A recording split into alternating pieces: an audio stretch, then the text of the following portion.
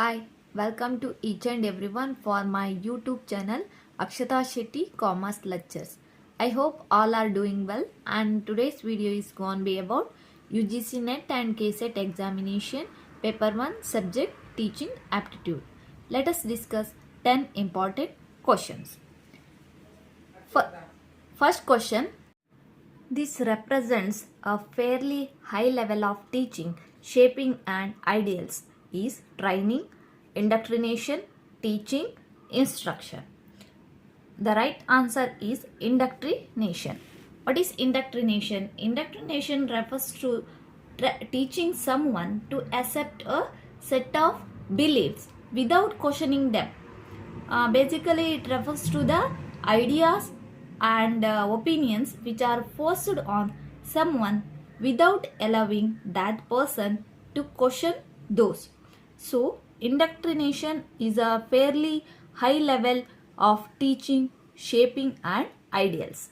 So, option B is the right answer. Next, come to second question. Which of the following is not a principle of teaching? Principle of planning, principle of empathy, principle of democratic dealing, principle of motivation. Here, the principle of empathy is not a principle of teaching. In the place of this principle of sympathy is a principle of teaching, and sympathy is needed in teaching. A teacher should be kind, caring and sympathetic. This helps on building trustworthy relationship with the students. Teaching activities, methods and aids should be planned in such a way that they help in optimum use of resources, and this called principle of planning. And the teacher should also motivate the students to sharpen their skills. A teacher should also a principle of democratic dealing with the students in the classroom because this will affect the confidence of the students. But principle of empathy is not a principle of teaching. So option B is the right answer. Next, come to third question. In which among the following level teaching, teacher-centered and subject-centered technique are used? Memory level, understanding level, reflective level and none of the above. The level of teaching is the teacher-centered and subject-centered technique used in understanding level. Understanding level of teaching is emphasizes is an mastery of the subject by developing understanding and insights. It includes techniques, a teacher-centered approach and a subject-centered approach. So, the right answer is understanding level. Next, come to fourth question. Which one of the following is not an advantage of group discussion? Not an advantage of group discussion. It is a stimulating thinking process which helps in the development of critical thinking, developing a team spirit for the teaching learning process. It may involve unnecessary argument. Discussion may go off the track. Good for developing oral and non-verbal communication. A group discussion may be counted under a small as well as a large group teaching method. A discussion method of teaching is a democratic method used to develop a better understanding among the students. The advantages of group discussions are it will build a team spirit, and it will developing the oral and non-verbal communication, and it will find out the talented students. But it does not, the advantage is that it may involve unnecessary argument and discussion may go off the track. It is not an advantage of group discussion. So option C is the right answer. Come to fifth question. Which of the following situation is example of collaborative learning?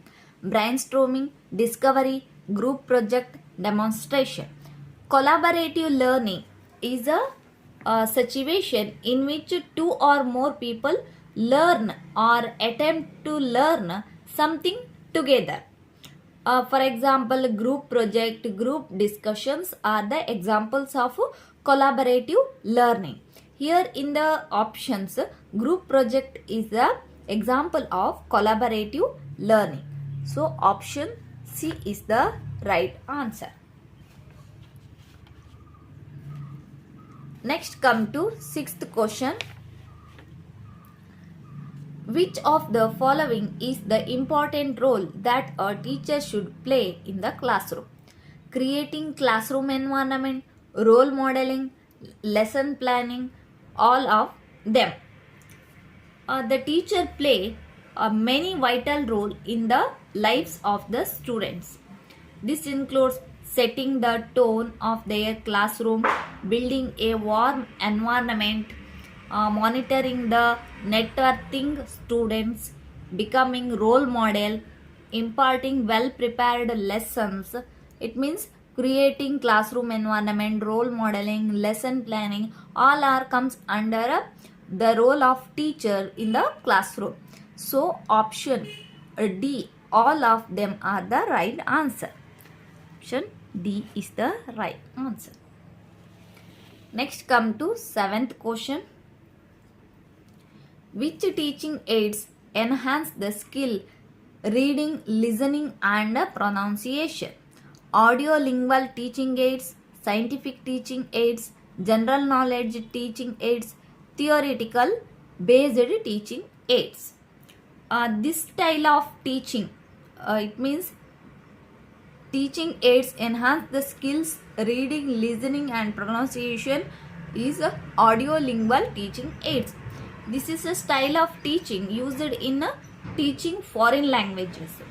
Audiolingual teaching aid formed by following behaviorist theory. It believes that the students should taught without using students' native language. So the option A is the right answer. Next come to 8th question. Which of the following is the key behavior contributing to the effective teaching? Summarizing what was told by the student, encouraging the students to elaborate on an answer, using direct and indirect questioning, explaining the concept in a logical step-by-step presentation. Teaching is an art of explaining the concepts in concise and precise manner. Teaching is a logical structure and step-by-step process about the following an approach to explain the concept of the students.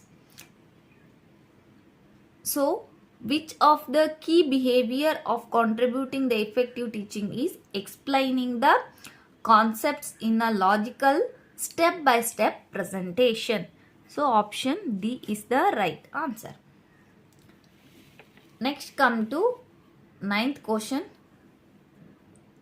What is the main objective of formative evaluation? To promote a students to the next class, to enhance the students' learning, to enhance cooperation in class, to understand the learning difficulties.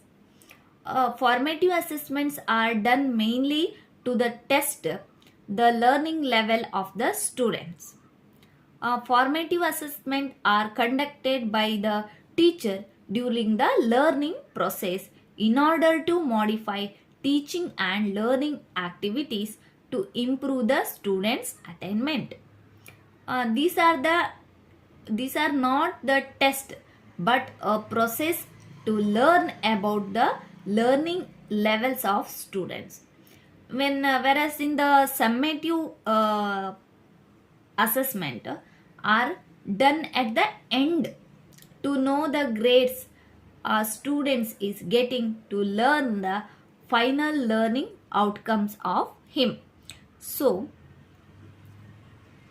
the main objective of the formative evaluation is to enhance the students learning. Option B is the right answer. Next come to 10th question. Identify the category of evaluation that assess the learning progress to provide continuous feedback to the students during instruction. That is placement, diagnostic, formative and summative. The evaluation that assess the learning progress to provide continuous feedback to the students during instruction is in a formative. Formative education is the best to access the learning process. It enables the instructors to provide immediate and ongoing feedback to improve the student learning. So option C is the right answer. Okay guys, this is for today. If you like my video, don't forget to subscribe my channel. We will meet again with the another topic. Till stay safe, stay happy.